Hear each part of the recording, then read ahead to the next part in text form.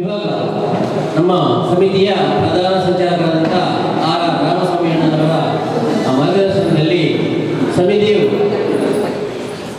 ಮಂಗಳೂರಿನಲ್ಲಿ 130ಕ್ಕೂ ಹೆಚ್ಚಿನ ಶಾಖೆಯನ್ನು ಹೊಂದಿದ್ದು ಬೇರೆ ಬೇರೆ ಸ್ಥಳಗಳಲ್ಲಿ 130ಕ್ಕೂ ಹೆಚ್ಚಿನ ಶಾಖೆಯನ್ನು ಹೊಂದಿದ್ದು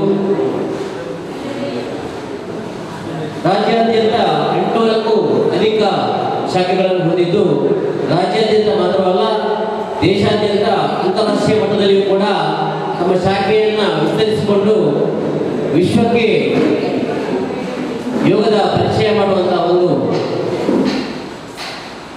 ಕ್ರಮವನ್ನು ಸಮಿತಿ ಹಮ್ಮಿಕೊಂಡಿದೆ.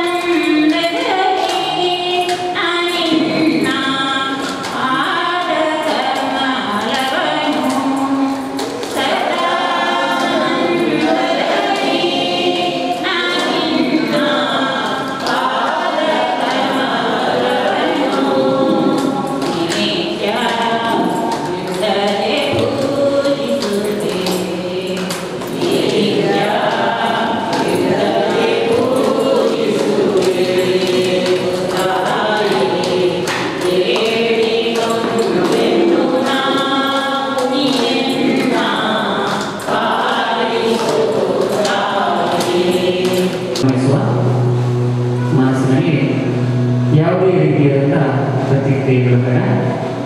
ಮನಸ್ಸಿನಿಂದಲೇ ಕಿವಿಗಳನ್ನು ಮುಚ್ಚಿಕೊಳ್ಳುವ ಹಾಗೆ ಆಂತರಿಕ ಕ್ರಿಯೆಗಳಾದ ನಮ್ಮ ಶ್ವಾಸಕೋಶದ ಏರಿಳಿತವನ್ನು ಗಮನಿಸಿಕೊಳ್ಳುವ,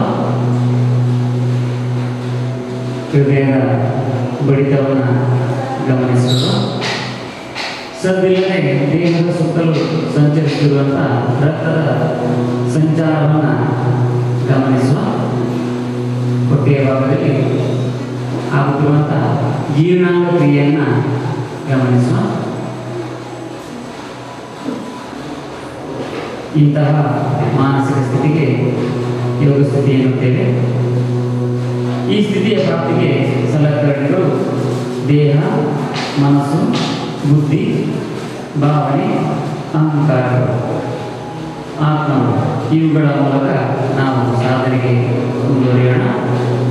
ಈ ಸಾಧನೆಗೆ ಪೂರಕವಾಗಿ ಪ್ರಾರ್ಥನೆಯನ್ನು ಪ್ರಣಾಮದೊಂದಿಗೆ ಆರಂಭಿಸೋಣ. 2 ಪುಸ್ತಕಗಳು ನಮಸ್ಕಾರ ಅಂದರೆ 3 ಬಾರಿ ಓಂಕಾರಗಳು, ಅಕಾರ, ಉಕಾರ, ಮಕಾರ.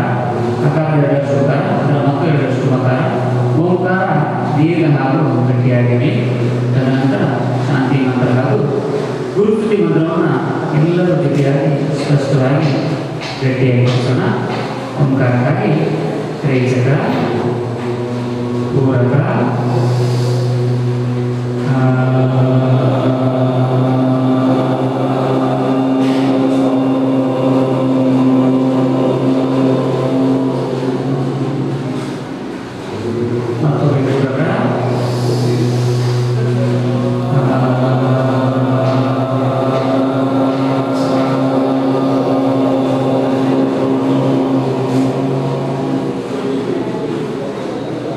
ಪೂರಕ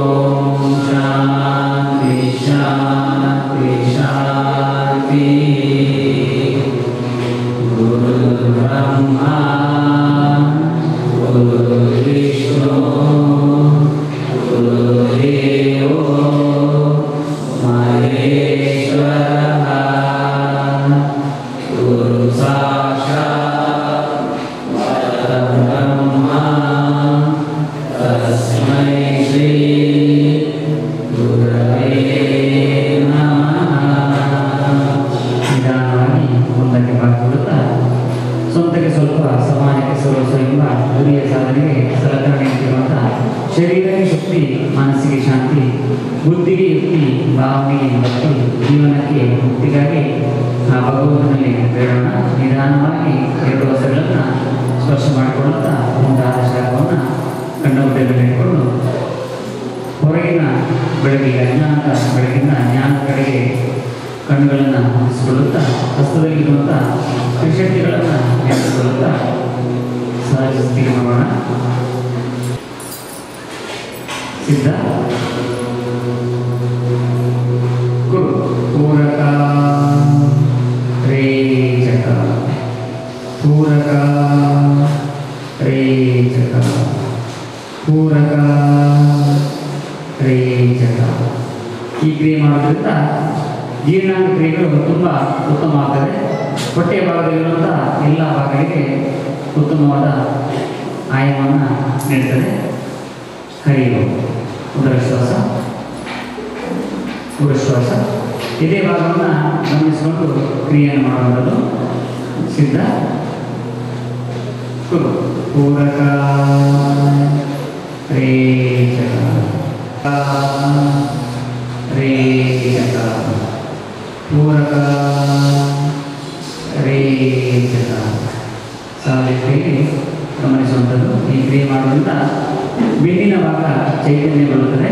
ಹಾಗೆ ಹೊಟ್ಟೆಯ ಭಾಗದಲ್ಲಿ ನಾಲಿಗೆ ದೃಶ್ಯ ಮಾಡುವುದಕ್ಕೆ ದೃಷ್ಟಿ ಮೂಗಿನ ತುದಿಯನ್ನು ಮಾಡುವಂಥದ್ದು. ಸಿದ್ಧ ಕುರು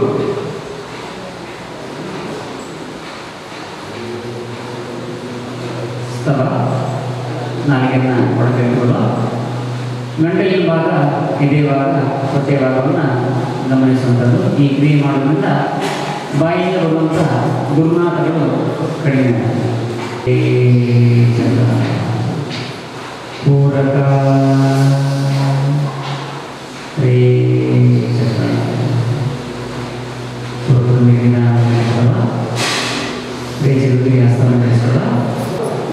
ಇಲ್ಲಿ ಮದುವೆ ಆದವರು ಉತ್ತರಕ್ಕೆ ಮುಖ ಮಾಡಿ ಮಾಡುವಂಥದ್ದು, ಹಾಗೆ ಮದುವೆ ಆದವರು ಪೂರ್ವಕ್ಕೆ ಮುಖ ಮಾಡಿ ಮಾಡುವಂಥದ್ದು.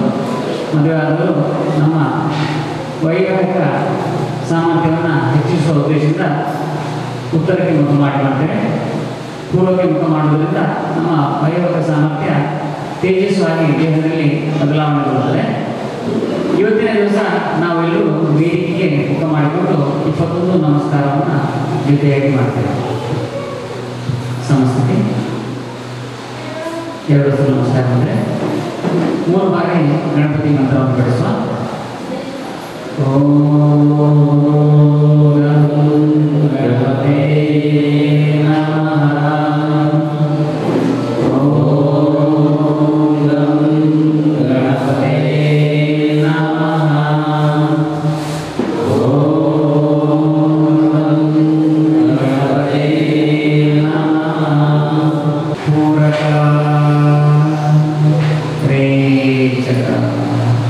ಪೂರಕ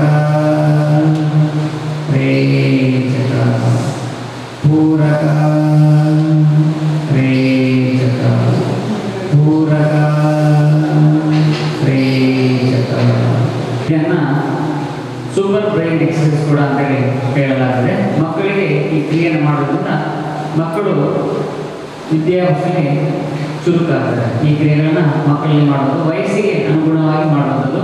14 ವರ್ಷದಿಂದ ಕೆಳಗಿನ ಮಕ್ಕಳು ಎಷ್ಟು ವಯಸ್ಸಿದೆ ಆ ವಯಸ್ಸಿಗೆ ಸಂಬಂಧಪಟ್ಟಂತೆ ಮಾಡುವಂಥದ್ದು. 14 ವರ್ಷಕ್ಕೆ ಮೇಲ್ಪಟ್ಟ ಮಕ್ಕಳು 21 ಬಾರಿ ಈ ಕ್ರಿಯೆಗಳನ್ನು ಮಾಡುವಂಥದ್ದು.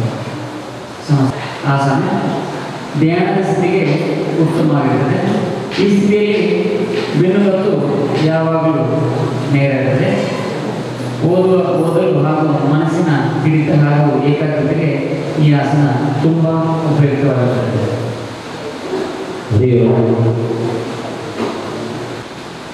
ಮುಂದಕ್ಕೆ ವೀರಾಸನ.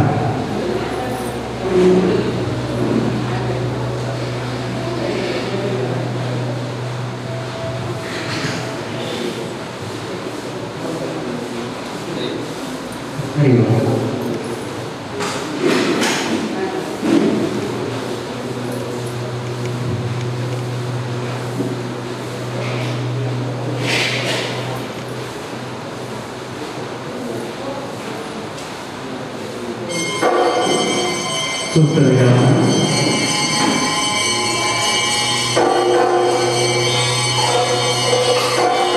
ಈ ಕ್ರಿಯೆ ಮಾಡೋದ್ರಿಂದ ಮಂಡಿ ನೋವು ಸಂಧಿವಾತ ನಿವಾರಣೆ ಆಗ್ತದೆ. ಹಾಗೆ ಊಟದಿಂದ ಹೊಟ್ಟೆ ಭಾಗದಲ್ಲಿ ಇರುವಂಥ ಎಲ್ಲ ರೋಗಗಳು ನಿವಾರಣೆ ಆಗ್ತದೆ.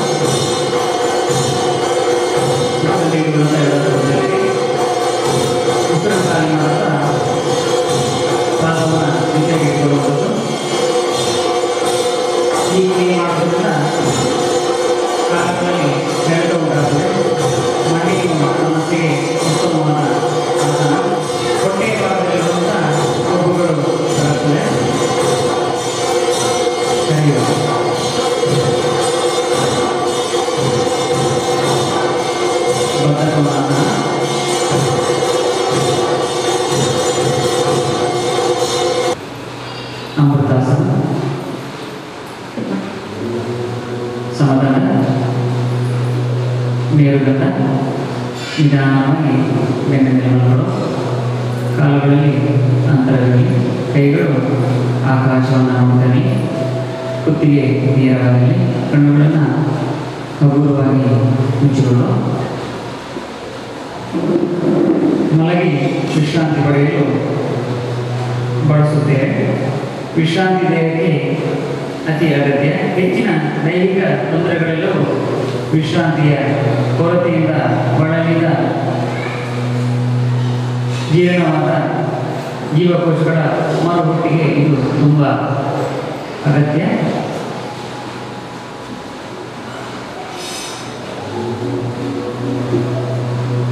ಇದನ್ನು ಅಮೃತಾಸನ ಅಥವಾ ಶವಾಸನ ಎಂದು ಗುರುತಿಸಲಾಗುತ್ತದೆ.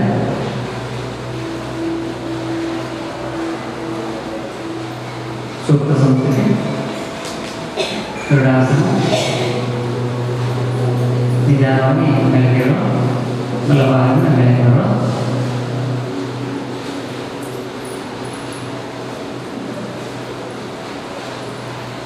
ಕರೆಯುವುದು. ಮುಂದಕ್ಕೆ ಅನಂತಾಸನ.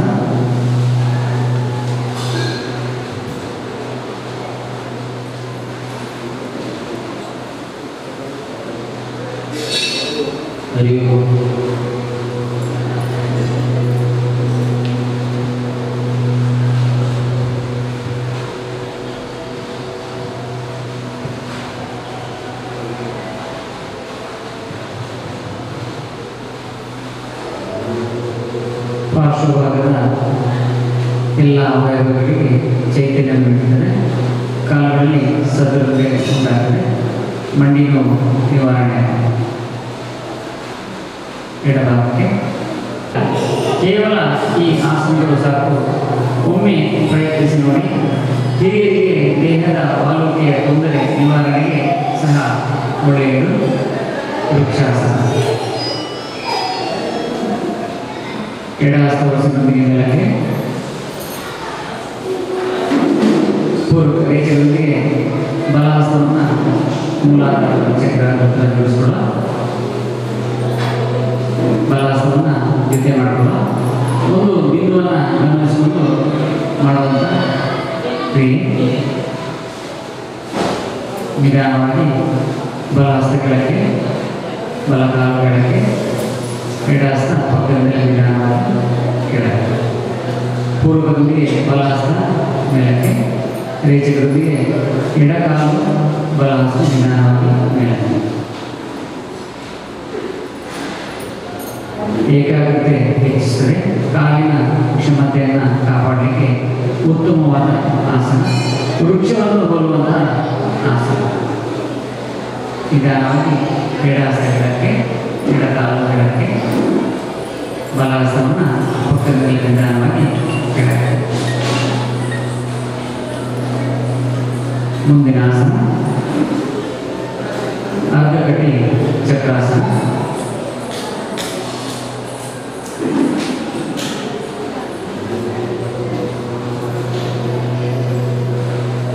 ಬೆನ್ನಿನ ಭಾಗಕ್ಕೆ ಉತ್ತಮವಾದ ಆಸನ. ಬೆನ್ನು ನೋವು ನಿವಾರಣೆಗೆ ಈ ಆಸನವನ್ನು ಜೋಡಿಸಿಕೊಳ್ಳಬಹುದು. ಹರಿಯುವುದು.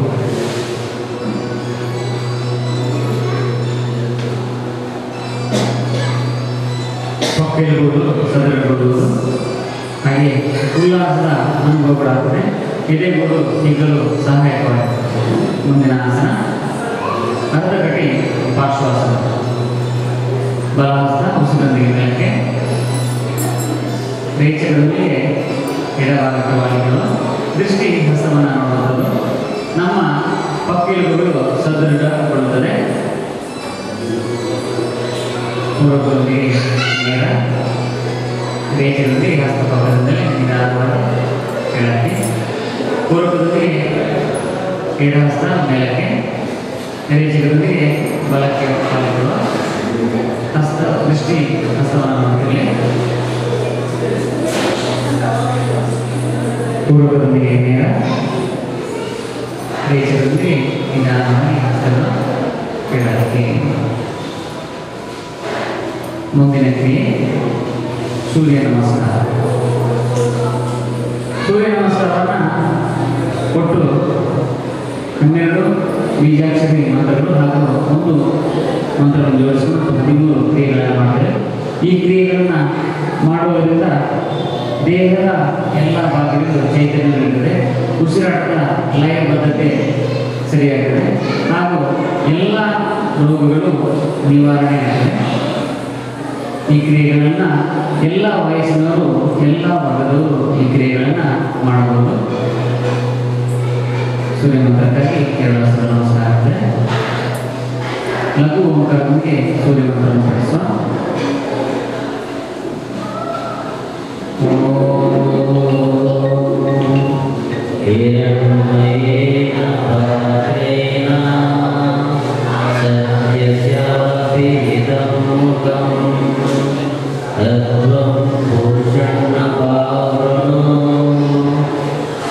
सत्यधर्माय दृष्टये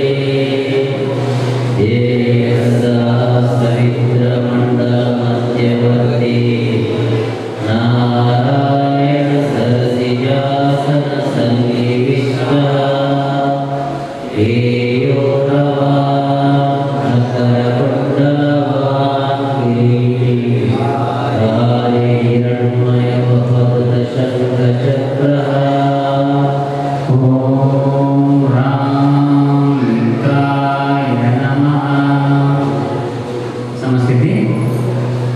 ಊರ್ಧ್ವಸ್ಥ ನಮಸ್ಕಾರಾಸನ,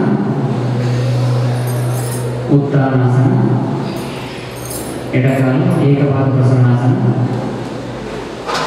ಅಧೋಮುಖ ಶ್ವಾನಾಸನ, ಷಡಂಗಾಸನ,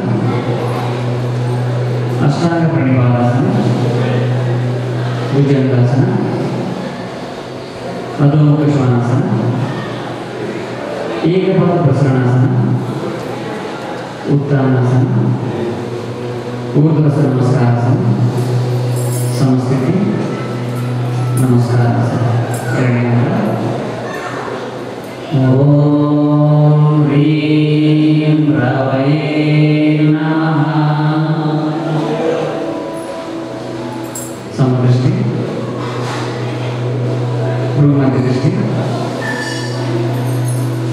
नासिकाग्रदृष्टि, बलकाल दृष्टि, नासिकाग्रदृष्टि, समदृष्टि, अंतर्दृष्टि,